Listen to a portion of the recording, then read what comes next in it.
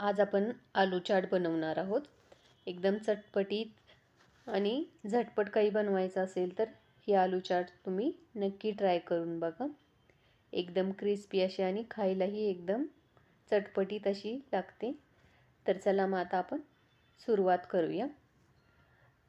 तर आता आपल्याला आलू चाट बनवण्यासाठी इथं आलू लागणार, म्हणजे इथं आपण 4 बटाटे शिजवून घेतलेले आहेत आणि ते आपण आता खिसून घ्यायचे आहेत। हे सगळे बटाटे आपण खिसून घेऊयात। आता इथं मी सगळे बटाटे खिसून घेतलेले आहेत, तर त्यामध्ये थोडे मसाले घालूया आपण आता। तर 1 चमचा धने पावडर, 1 चमचा गरम मसाला, 1 चमचा जिरे पावडर, अर्धा चमचा काळे मीठ, चवीनुसार मीठ घालायचे। इथे 1 चमचा लाल मिर्च पावडर, इथं तुम्ही हिरवी मिरची वापरली तरी चालेल, 1 चमचा चाट मसाला, मूठभर कोथिंबीर घालूया आपण एकदम बारीक कट करून। आता वरून 2 चमचे ब्रेड क्रम्ब आणि 2 चमचे आपण कॉर्नफ्लॉवर घालणार आहोत। इथं तुम्ही फक्त कॉर्नफ्लॉवर वापरलं तरी चालेल किंवा फक्त ब्रेड क्रम्ब वापरले तरी चालेल। आता हे आपण मिक्स करून ह्याचा गोळा तयार करून घेऊया।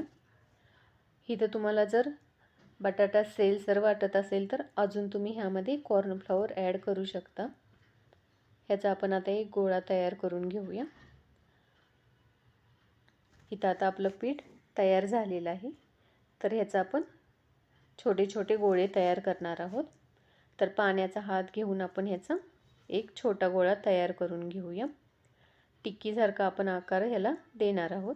इथं तुम्ही तुमच्या आवडीप्रमाणे ह्याची साईज छोटी मोठी ठेवू शकता। असेच आपण सगळे करून घेणार आहोत। आता आपण हे भाजून घ्यायचे आहेत। तुम्हाला इथं तळून घ्यायचे असेल तरी तळले तरी चालेल। तर इथं आपण तवा गरम झाल्यानंतर त्यामध्ये 3 चमचे तेल घालून आपण ह्या टिक्की त्यामध्ये ठेवून घेऊया आणि कमी गॅसवर आपल्याला हे 4 ते 5 मिनिटं भाजून घ्यायचं आहे। इथं आपण गॅस एकदम कमी करणार आहोत आणि कमी गॅसवरच आपल्याला हे भाजून घ्यायचं आहे। आता दुसऱ्या बाजूने पण आपण 2 ते 3 मिनिटासाठी भाजून घेणार आहोत।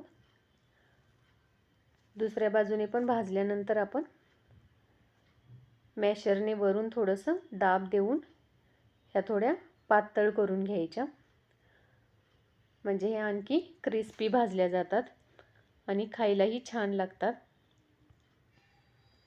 आता हे आपण दोन्ही बाजूंनी 2-2 मिनिटासाठी भाजून घेणार आहोत, थोड्या क्रिस्पी होईपर्यंत।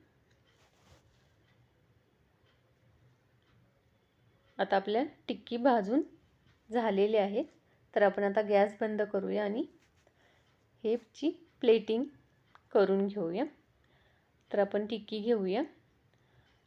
आता त्यावरती आपण आपल्या आवडीप्रमाणे कांदा, कोथिंबीर घालूया। ह्यामध्ये आपण गोड दही घालून घेऊया। इथं तुम्ही तुमच्या आवडीप्रमाणे काही स्किप केलं तरी चालेल। वरून हिरवी चटणी आणि गोड चटणी घालून घेऊया। थोडीशी आपण वरून शेव घालून घेऊया। आता आपली आलू टिक्की तयार झालेली आहे, तर तुम्ही एकदा रेसिपी नक्की ट्राय करा। चॅनेलवर नवीन असाल तर चॅनेलला सबस्क्राईब करा। थँक्यू।